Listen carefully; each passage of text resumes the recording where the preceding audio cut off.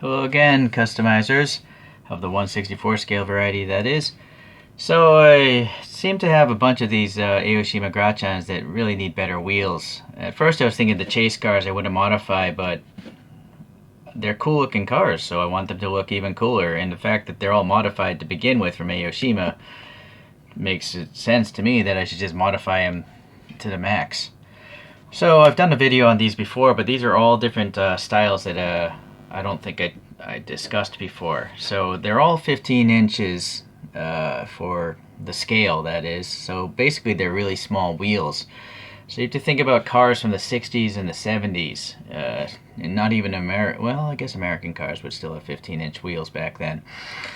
But mostly JDM stuff. Well, I'm pretty sure all these wheels here are Japanese wheels. This one is called a Hayashi Palace, and basically it looks like a Ferrari F40 wheel. Most of these wheels come in either silver or gold. Excuse me. Always coughing. Yeah, they always come in silver or gold. I've seen images of some with red, but I haven't seen them on sale, at least off AliExpress where I got these. Alright, well, they should come with two sets of photo etch pieces, and they do. And if you're really careful, you can actually take this photo etch piece and glue it into the standard wheels in most cases. So that might be something I actually do with that red one. I don't know, we'll see. And then you have this milled aluminum wheel with the really weird curved tire, like one of those stretched tires that makes no sense in the real world, but for these kind of cars, I guess they make sense. Alright, so I'm going to do one of these again for you guys. I did it in the other video as well, but you know, I don't expect everyone to be searching through people's YouTube channels. I mean, I don't even search my own YouTube channel. Alright.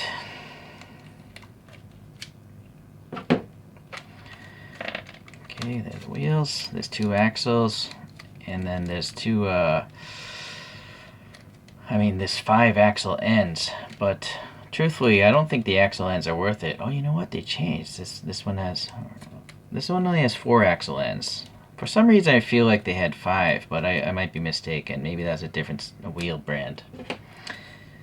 But I will show you them and why I choose to not use these things in most cases.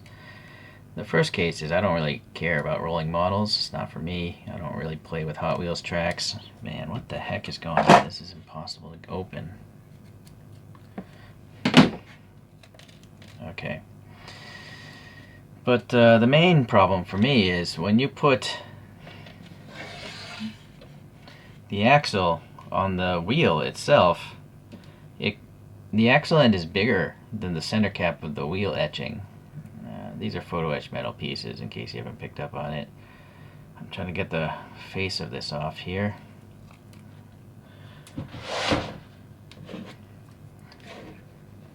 And then let's get an axle here. So, let me focus. See the axle hole? Look how close the lug nut details are etched to that axle hole, right? They're very, very close. Now, if I actually punch this through the plastic here, now look, you can't really even see the lug nuts because this axle end is just huge, right? It doesn't look good, especially with a gold wheel, which I bought all gold wheels because I like the contrast, you know, from just plain silver. So that's why I don't use these. But if you wanted to, you would put the wheel together and then ultimately glue in the axle end into that. You might have to trim the center tube, and you need a Dremel cutoff. You can't use clippers because you'll crush the tube and then you'll never get this into it. So you have to cut it off with a saw of some nature. So I find those disc wheels from the Dremel rotary tools to be effective. So all I'm basically going for is just the wheels in the photo etched part. But just to show you the instructions, if you actually want to have rolling models, you should clean the wheels off. There might be some oil from the production process of milling those.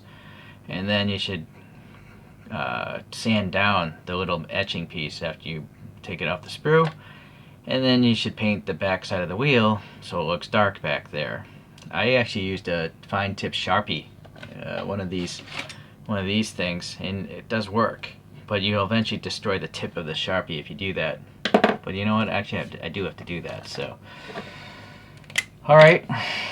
See, the problem is this tip is a little bit, I think, smaller or too big. It just it destroys itself as I push this in here. Alright, but yeah, that's black enough for me. You don't have to get it all black because the spoke openings of the etching don't really need to see the center or that lip. There's a lip there for the etching to rest on. But you'll see now if you look at the tip of my Sharpie here, I've crushed it. So you can only do it so many times before this tip gets totally destroyed. And so you might actually want to just do it the proper way and put paint in there. Luckily, I just have a box of these Sharpies, so since I've already started to destroy this one, I might as well use it until it's totally useless. Alright, so that's very fast.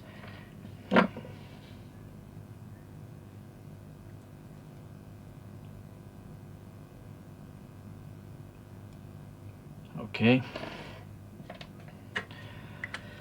Alright, so when it comes to the etching part, you can take off the backing, but if you do, the pieces will fly off when you cut them.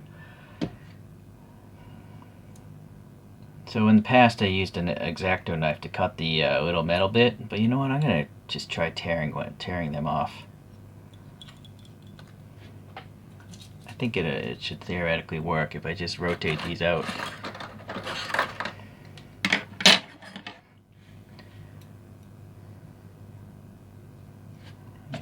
Do this over a container of some sort.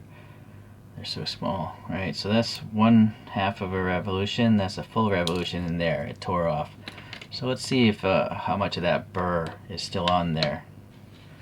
Raymond burr.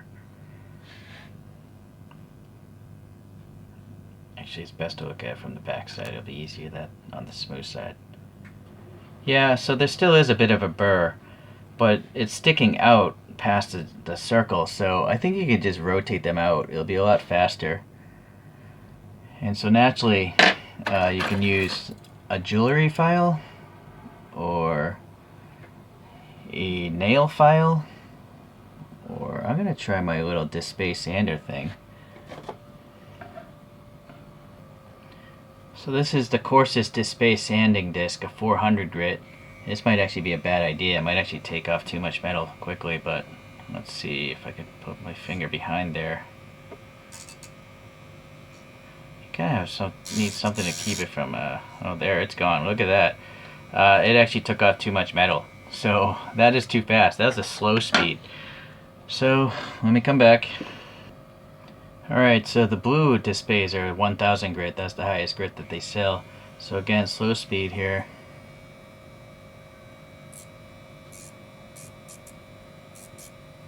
I barely touched it and it did its job. Yeah, so that's why I got this thing. This thing is awesome.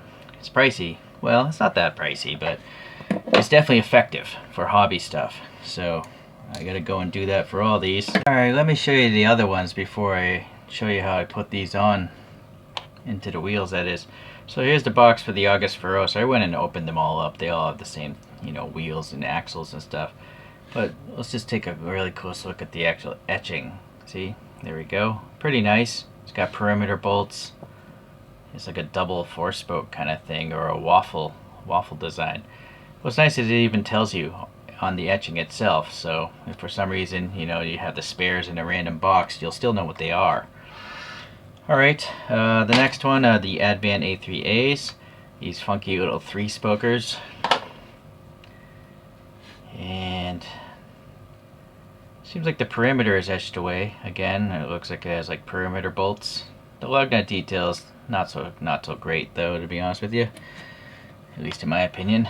These are Hoshino G5s. I think I've seen these like on one of those silhouette Nissan Skylines.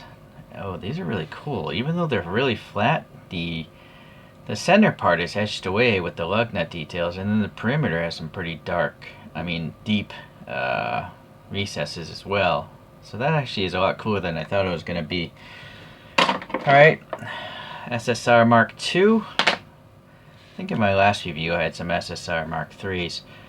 These are just standard like 4 spokes, it looks like. A lot of other brands have wheels like this in the JDM scene. Okay. And the last one, the Hayashi CRs. I think I have these on my ignition model Skyline Hakasuka, but I think that one maybe those are silver wheels on that model. So even though they have thin spokes, they actually have some detail on the spokes. There's like a raised center ridge, but then it's like a kind of a triangular spoke. So I was going through my drawer, and it turns out I ordered these a long time ago. I just forgot about them. The Manta Ray Ms Ones. Unfortunately, they're really, really fine. It's almost impossible to even see the spokes. There you go. That's, I guess, as good as I can focus it. I guess we'll see how they end up looking on the actual car. One other one is I turned out to have the silver version of the Hayashi Palace, or the Ferrari F40 wheels. So I'll slap those on something as well. As far as putting these on, it's really easy to just take the actual, you know what, let me get some super glue out here. This last dab I did dried out already. This is just a sapphire watch crystal and some polymorph. That way I can scrape it off easily with the scraper. Come on. Alright. So I take the axle and then I put it through the actual etching in the proper orientation. So now I have something nice and long to hold on to. Got my trusty old dental pick, and I'll just dab a glue on the perimeter of that a few times, and then that glue will hopefully stick to the wheel, right? I guess that's enough. So now I have to switch over to my other hand like this, and then I have to take a wheel and pop it on. And now, because the axle is centering that etching there, and then I can pop the axle out and let it rest while the glue bonds. Pretty straightforward, right? Okay. So another thing one can do, if you're careful cutting all these things, is you can use the second set and put them into almost all of these Grachan wheels. So again, why I'm doing this is Grachan wheels are really lame. Look at all the blanked off air there. It's not cool. So most of them are silver. So I went and already painted the inside of this. Maybe not even the greatest paint job there. Let's do the back one. So if it's black, then if I were to drop this in, oh, it's good to test fit. See, this one maybe doesn't want to fit into these wheels. Not flatly. It will fit, but if you don't get it in right, it might go in at a weird angle. So in fact, this one I'm gonna put aside and not use that as an example. Alright, this one though, these I forget what these are called, but I blacked those out in the middle. You know what though, this is a gold rim, so actually I might want to save these wheels to have silver centers. Yeah, sorry, I'm gonna put that aside again. This one, I don't know, I have a feeling this is gonna be too small as well, but let's just pop it in and see what happens.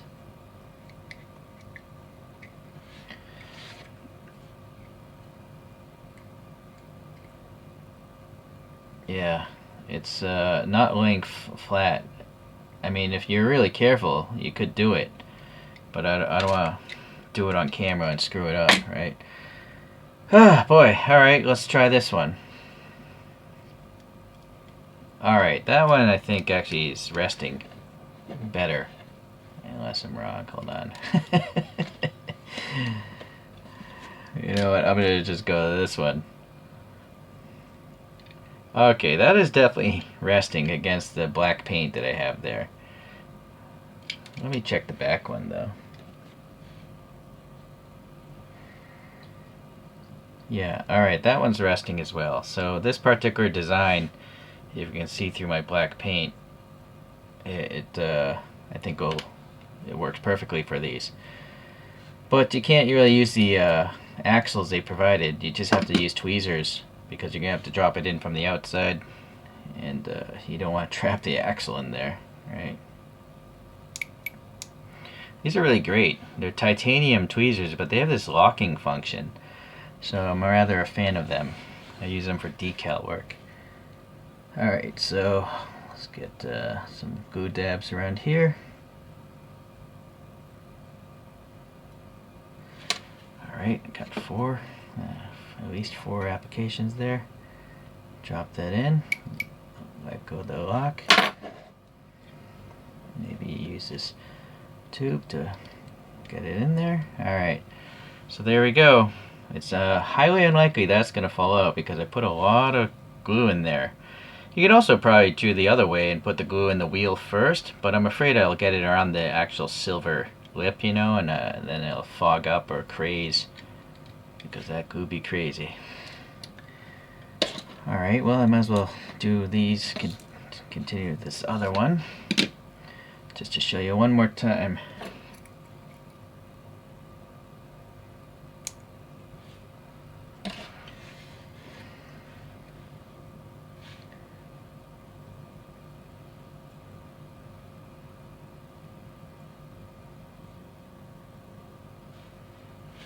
Yeah, that's a lot of glue, but that's fine. Get it roughly in there. Let go of the tweezers. Uh-oh, not much time to work with it. Come on. I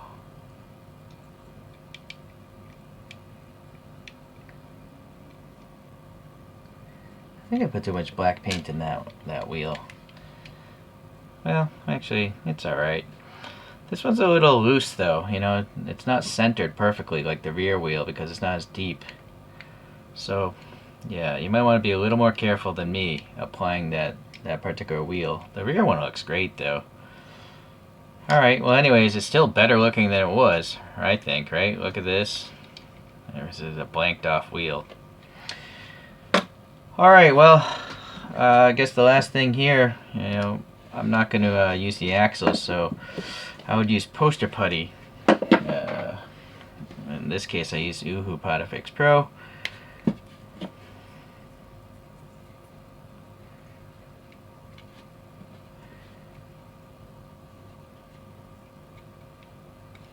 And so what's nice about the putty is it never hardens, it never tears paint, from my experience. And then I can set camber on the rear for that crazy JDM camber. And let's get one for the front steering.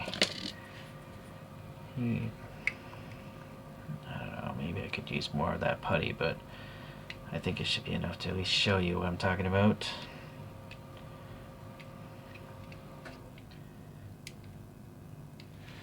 Alright, so it's, you know, kind of neat with the steering if you like taking photographs of your models and stuff.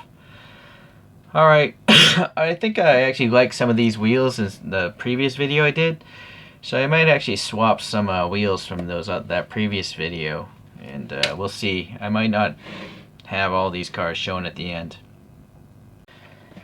And here we are. I painted a few more interiors, and I'm just going to show off the cars up close. Maybe we'll do a double solar spin showcase. And okay, so let's get the one Toyota out of here. This is a Toyota Mark II GX71 from 1984. It's got those four-spokers on there. Added license plates to all these things. The next one is this 240ZG from 1971, and that one I put the, you know, the gold metal plate into the stock, well, gold wheels. This one I did paint the interior like a metallic orange, not quite the same orange because I mixed the paint myself. This one had the stock black like mini light wheels, but I put in the 3-spoke metal plate there.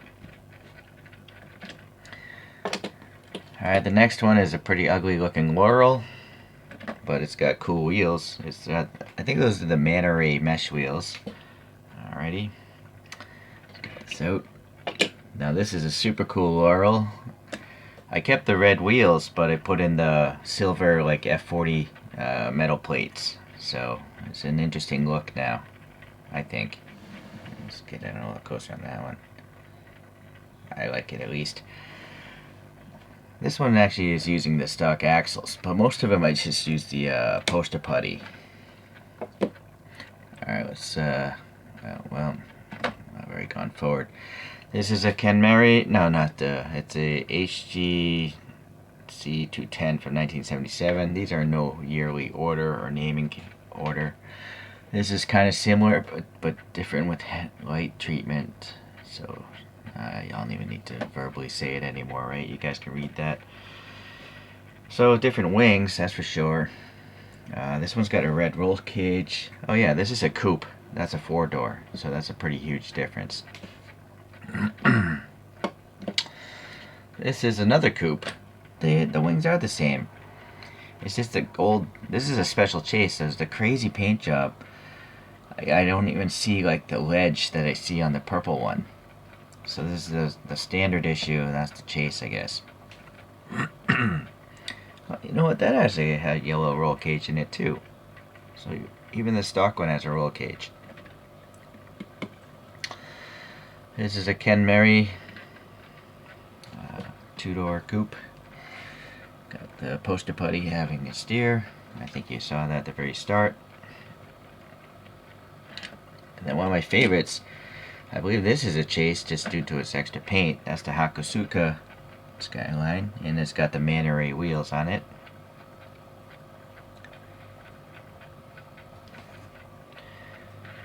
But wait, there's more. Now let's get into the crazy. So this is a Leopard, a Nissan Leopard. And just look at that body kit. It would be so crazy trying to drive that over a speed bump or up a ramp or even onto a trailer. It's just so impractical looking. It's ridiculous. Alright. This one is a Bluebird from 1983, and that's very ridiculous as well. It's got those double 4-spoke, I think they're called Furoka wheels. And I decided to have the blue version have a different set of wheels. I like this casting so much that I have two. And that's got those like plate ones. So the very last one is a Sylvia, and it's got the 3-spokers, the Advance. Hopefully all those were in focus. It's kind of hard for it to focus on two different objects spinning in well, they are spinning in the same direction. Alright, well, hopefully you at least saw some of the finer details of the wheels when as they're before I even put them together, and now you get a general idea of why they're made for the Grachan cars. You know, I complain about the Aoshima Grachan cars having horrible wheels, which is true, but it's actually probably a good thing, because if they were good wheels, I probably wouldn't buy these wheels. And these wheels are better than any sort of plastic wheels, I think. So even if like Aoshima did mold wheels like that out of plastic with air passing through, they simply don't look as cool as an aluminum turned wheel with a photo etched gold metal piece in the middle of it, right? So maybe bad things are good in a certain way. Turn your frown upside down. Thanks for watching today. There's still a few other designs put out by BNDS. I guess I kind of have to wait until Aoshima puts out more castings. I'm pretty sure I have every casting from those guys now. But there's like 20 different colors of each casting, but I don't want to collect all those. Thanks for watching. See you in the next wheel swap.